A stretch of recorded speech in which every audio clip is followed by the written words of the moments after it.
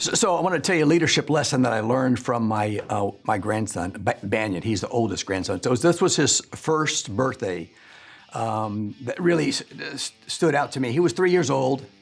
We had a birthday party. His parents, my wife and I, the grandparents, some other friends, and it was the first grandchild, the only grandchild. So it wasn't at a park or anything. It was in a patio of a restaurant area.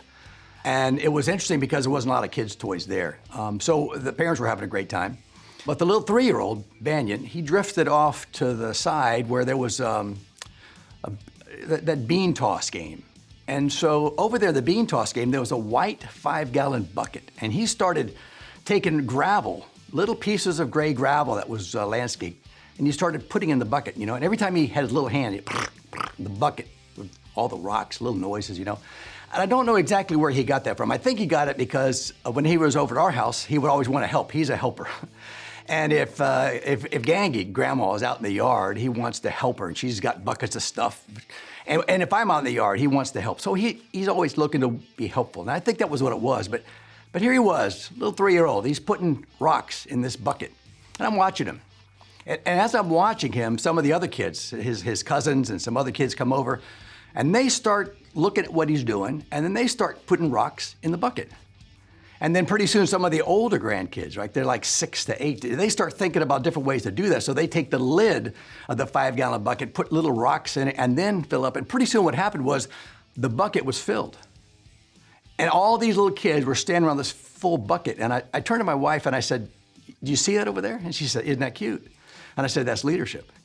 Because you see, little Banyan, 3 years old, he didn't do anything to drive everybody over to the bucket, but what he did was he started doing something, and he did it with enough passion and enthusiasm that others came along and they started using their gifts and talents to get things done. And that's really leadership, right? And so there's a lot of ways that we can motivate folks, and that's a deep conversation that we'll have another time. But it's real easy to understand what to do to demotivate folks. From a leadership perspective, that's the key. Don't do anything that's going to demotivate. So let me give you my leadership philosophy. Here it is. In the absence of commitment, all you have is half-hearted compliance or wholehearted defiance. So it's easy to think about, I experienced it, things that I did that would cause people to be compliant, which means doing as little as possible, or defiant. I experienced that in my home, I experienced that in work, and we don't want to do that. So think about the things that we might do that might get people to be committed. Because if they're committed, if there's conviction there, then there'll be more receptivity. Anything that we do that demotivates is going to create compliance or defiance, and that's much harder to work with, right? That make sense? Okay.